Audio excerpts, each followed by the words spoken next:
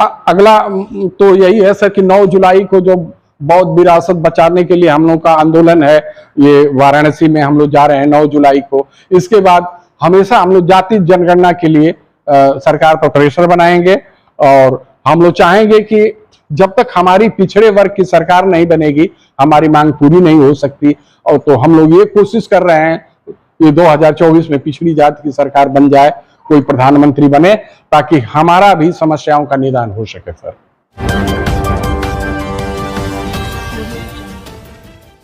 नमस्कार, आप देख रहे हैं न्यूज़ टुडे 24 मैक डेज। भारत की राजनीति और भारत के अंदर जिस तरह की जातिवादी व्यवस्थाएं हैं, इनको लेकर सभी समाज के लोग अपने अपने जातीय संगठनों को खड़ा कर रहे हैं और आने वाले राजनीतिक समय में किस तरह का इसका वर्चस्व होगा ये तो राम जाने। लेकिन विगत दिनों की स्थितियों को अगर देखा जाए तो जिस तरह से सरकार और राजनीति में जातियों का समीकरण बन रहा है, इसको लेकर राष्ट्रीय पिछड़ा वर्ग मोर्चा के जिलाध्यक्ष लालसा यादव, जो अरुणाचल में गाजीपुर के रहने वाले हैं, अरुणाचल में शिक्षक होने के नाते और शिक्षा दीक्षा देने के साथ साथ पिछड़े वर्ग के लोगों में जिस तरह का एक संदेश दिया, तो गाजीपुर में हमारी उनकी पहली मुलाकात है।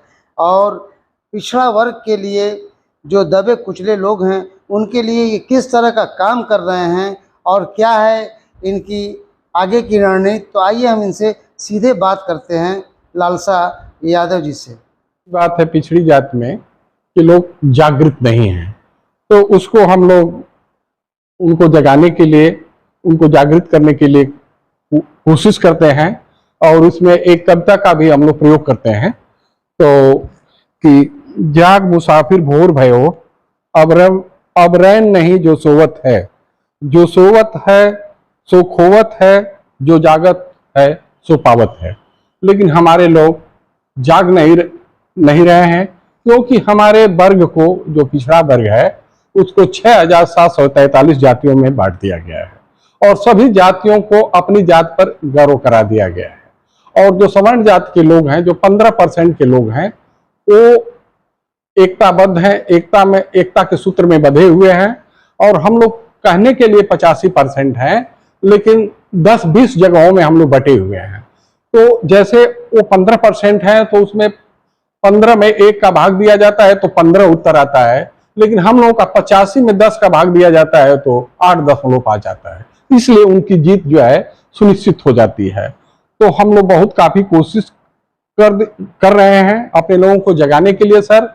और जैसे सर देखिए, प्राचीन पहले से ही हमें जल जंगल जमीन में मात्र हमको जो हिस्सेदारी, जो इनकम का, आय का प्रमुख स्रोत है, हमको मात्र सर 6% भाग मिला हुआ है और उनको जो है 94% भाग पर वो काबिज है। और रही नौकरियों की बात सर, तो जो 85% के लोग हैं आज सिर्फ 11% नौकरियों में है, मात्र 11% नौकरियों में है और वो लोग 89% नौकरियों में वो काबिज है, उनका कब्जा है। इसलिए हमारे लोग आर्थिक रूप से, शारीरिक रूप से, मानसिक रूप से, सामाजिक रूप से, शैक्षणिक रूप से हर तरह से पिछड़े हुए हैं और उसको हम लोग जगाने की कोशिश करते हैं। जैसे अखिलेश यादव जैसे ही मुख्यमंत्री बन जाते हैं तो कहते हैं कि जैसे पिछड़ी जातियों को ऐसे करके उनको बांट दिया जाता है कि तुम्हारा हक तो अहिर खा गया।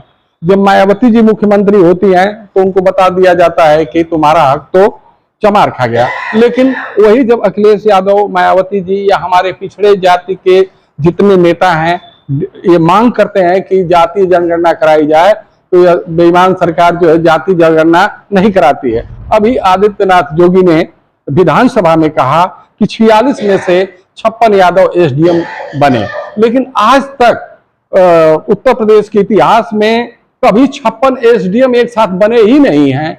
अगर मान लीजिए सर इस तरह से अगर कहते हैं कि इतने एसडीएम बन गए, तो यादव एसडीएम आखिर में कोई पाताल लोक में भी एसडीएम का पोस्ट है क्या, जो कि यादव वहां पर जाके बैठे हुए हैं। लेकिन हम अभी गाजीपुर को देख लें तो शायद एक भी एसडीएम यादव नहीं दिखाई दे रहा है। लेकिन जब अखिलेश यादव एक एक साल में 56 यादव अगर नियुक्त कर दिए तो 5 वर्ष में कम से कम पूरे एसडीएम यादव ही होना चाहिए, पूरे उत्तर प्रदेश में यादव ही एसडीएम होना चाहिए। लेकिन देखने से तो इस तरह से हमें माया जाल में, हमें धोखा में हमारे साथ छल किया जाता है और ये झूठ प्रचार करते हैं और झूठ प्रचार के कारण ये जीत जाते हैं।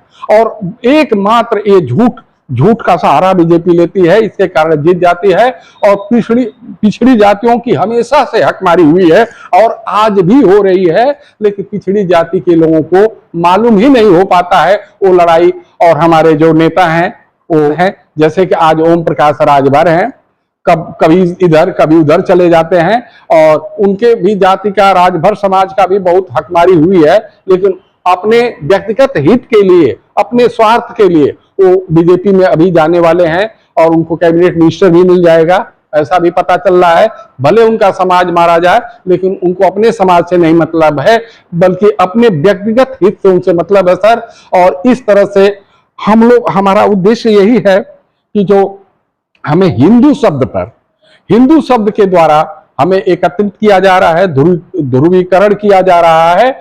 और हिंदू शब्द क्या है? सिंधु नदी से बना है, जो उसमें उच्चारण होता ही नहीं है। सिंधु को हिंदू बना है और मुगलों ने हमें गाली दी और इसी पर ब्राह्मण हमें एकत्रित करके इसका वो लाभ उठा रहे हैं सर। और जब तक हमारे लोगों को समझदारी आ जाएगी, और हमारे महापुरुषों को भी उन्होंने चुराया है। हमारे जो महामानव कृष्ण थे और कृष्ण को चमत्कारिक रूप धारण कर उनको दे करके और कृष्ण के पर भी अधिकार जमाए हुए हैं, जबकि हमारे कृष्ण महापुरुष थे, महान योद्धा थे, महान पराक्रमी थे, बहुत चरित्रवान थे। लेकिन चमत्कार में दिखा करके ब्राह्मणवादी व्यवस्था ने उनको कहीं मुरली चोर, तो कहीं माखन चोर, तो कहीं कदम के पेड़ पर चढ़े जाते हैं और नंगी गोपियों को बोलते हैं कि आओ और अपना वस्त्र ले जाओ। मतलब उनको चरित्रहीन दिखा दिया गया है। इस बात का हमें कष्ट है। और विशेष रूप से मैं यादवों से निवेदन करना चाहते हैं कि श्री कृष्ण के वास्तविक चरित्र को जाने और वही राम को राजपूत बना करके माना जाता है और उनको मर्यादा पुरुषोत्तम कहा जाता है, और वहीं पर कृष्ण को वो छलिया और क्या क्या उनको पथभ्रष्ट, उनको चरित्रहीन घोषित किया गया है, जिसे हम लोग बर्दाश्त कर रहे हैं। लेकिन हम लोग अपने लोगों को जगा करके इस चीज को बर्दाश्त नहीं करेंगे। श्री कृष्ण का वास्तविक चित्र जो है हम समाज में प्रदर्शित करेंगे सर। राष्ट्रीय पिछड़ा मोर्चा जो बना है, इसमें कौन कौन संगठन है? इस मोर्चे का उद्देश्य क्या है? इस मोर्चे का एकमात्र उद्देश्य है कि जो जाति 1931 में जाति जनगणना कराई गई सर, अंग्रेजों ने कराई, लेकिन इस भारत सरकार 15 अगस्त 1947 को हमारा देश आजाद हुआ, तब से भारत मतलब लगभग 73 वर्ष हो गए, 73-74 वर्ष हो गए, लेकिन आज तक भारत की कोई सरकार वो जाति जनगणना नहीं करा पाई। 1931 में जो जाति जनगणना कराई गई उसके अनुसार हम लोग 52.5% हैं। तो देखिए सर, मैं साफ साफ आपको बता देना चाहता हूं कि एससी कास्ट के लोग, मतलब शेड्यूल कास्ट के लोग 15% हैं, उनको 15% सर आरक्षण मिला हुआ है। एसटी कास्ट के लोग 7.5% हैं, उनको 7.5% आरक्षण मिला हुआ है। अच्छा सर, जो क्या कहते हैं ईडब्ल्यूएस के नाम पर जो फॉरवर्ड लोग हैं वो 10% ही आज के डेट में है और उनको भी 10% आरक्षण मिला हुआ है। लेकिन जब सबको मिला हुआ है, सबका हक मिला हुआ है, तो जो पिछड़ी जात के लोग 52.5% हैं, तो उनको क्यों नहीं 52.5%? वो पुरानी जनगणना के अनुसार अंग्रेजों ने जो जनगणना, तो 52.5% हमको आरक्षण मिलना चाहिए, लेकिन मिला हमको 27%। लेकिन आज भी उसका अमल कितना पर हुआ है सर, आप बता देंगे तो आपको भी बहुत आश्चर्य होगा और दुख भी होगा कि आज तक सिर्फ 5.2% ही अमली जामा पहनाया गया है। और आज तक जितने पिछड़ी जात के साथ और सर अत्याचार और अन्याय हुआ है, किसी के साथ नहीं हुआ है। और हमें दुख इस बात का होता है कि बेईमान जो सरकार है, जो फॉरवर्ड लोग हैं, हम लोग का हक तो लूट रहे हैं, लेकिन हमारे पिछड़े वर्ग के लोग जाग नहीं रहे हैं। पिछड़े वर्ग में किन किन जातियों को आप मानते हैं? पिछड़ी जातियों में जैसे अहिर हैं, लोहार हैं, कोहार हैं, गड़ेरिया हैं, राजभर हैं, ये कांदू हैं, तेली हैं, तलवार हैं, कुशवाहा हैं, कुर्मी हैं, ये सब बहुत सारी सर हम लोगों को 6,743 जातियों में बांटा गया है। लेकिन पिछड़ी जातियों की 3,000 करीब करीब 500 के 600 के आसपास पिछड़ी जाति की जातियां हैं सर, जिनको मैं बताऊं तो सर कल तक मैं पिछड़ी जातियों का लिस्ट ही 52% की आप बात कर रहे हैं? 52.5%। लेकिन टोटल पिछड़ी जातियों को मिला क्या परसेंट है सर? 27% मंडल आयोग कमीशन के द्वारा मिला, बीपी मंडल के द्वारा 27%, बीपी सिंह की सरकार भी थी, उसमें हमको 27% मिला। लेकिन अमली जामा जिसको कहते हैं, अमल इम्प्लीमेंटेशन जो है मात्र 5.2% है। हमारे साथ घोर अन्याय और घोर अत्याचार हुआ है सर। पिछड़ा वर्ग का काम क्या हो रहा है इस समय? जाति जन आपके साथ क्या संगठन है टोटल? अभी तो सर 2 संगठन हम लोग भी विशेष रूप से चल रहे हैं, बाकी संगठन आ रहे हैं। और ये वर्ग मोर्चा ने अब तक क्या किया है कार्य? अब तक सर हम लोग डीएम एसडीएम के माध्यम से बार बार हम लोग राष्ट्रपति को ज्ञापन दिए हैं कि हमारी जातीय जनगणना कराई जाए, हमारी जो हकमारी हुई है वो दी जाए, और हमें जो बीजेपी सरकार ने आरएसएस जो हमारे पिछड़ी जातियों में जो मतभेद पैदा कर रही है उसको बदनाम कर रही है कि तुम्हारा हक तो पूरा अहिर खा गया, तुम्हारा हक तो पूरा चमार खा गया। लेकिन वास्तव में अगर किसी का कोई हक खाया है तो ब्राह्मणों ने हमारा हक को खाया है सर। हमारा हक मुसलमानों ने भी नहीं खाया है, हमारा हक सिर्फ अगर किसी ने खाया है तो ब्राह्मणों ने खाया है सर। देखिए सर, मेरिट के आधार पर नौकरियों में वो घुस गए और व्यवस्थापिका के द्वारा वो सरकार में चले गए सर, कार्यपालिका पर उनका कब्जा हो गया, लेटरल एंट्री के नाम पर आईएएस पीसीएस में वो चले गए, और सर कोलिजियम सिस्टम के माध्यम से न्यायपालिका में चले गए। आज तक सर सुप्रीम कोर्ट में हमारे लोग जज 2% भी नहीं है सर जजों की संख्या, और 90% से ऊपर जो है ब्राह्मणों का अधिकार है सर ये न्यायपालिका पर। इसलिए हाँ, इस बात का हमें दुख है। हम लोग कोशिश तो कर रहे हैं, लेकिन सबसे बड़ी विडंबना यह है कि हमारे समाज के लोग जाग रहे हैं लेकिन स्पीड बहुत धीरे है, स्लो है सर। कदम क्या है आपके मोर्चा का अगला?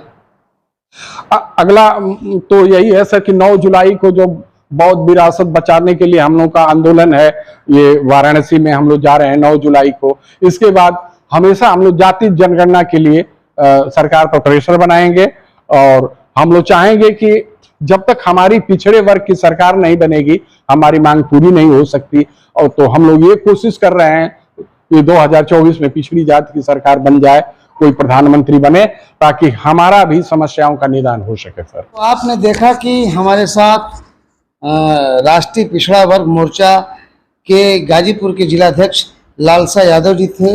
इन्होंने पिछड़े वर्ग को लेकर जिस तरह से पिछड़े वर्ग में सभी जातियां हैं, इनको किस तरह के अधिकार मिलने चाहिए और सारी इन्होंने बातें बताई। तो अब ऐसे में राष्ट्रीय पिछड़ा वर्ग आने वाले समय में अखिल भारतवर्षीय बौद्धिक महासभा दोनों लोग ज्वाइंट हैं, और आने वाले समय में किस तरह का समाज को संदेश दे पाते हैं ये तो वक्त बताएगा। लेकिन अब समय के साथ साथ पिछड़ा वर्ग को एकजुट करने की तैयारी में लोग लगे हुए हैं। Akhilesh Yadav, news today 24। बने रहें ऐसी ताज़ा तरीन खबरों के लिए। नमस्कार।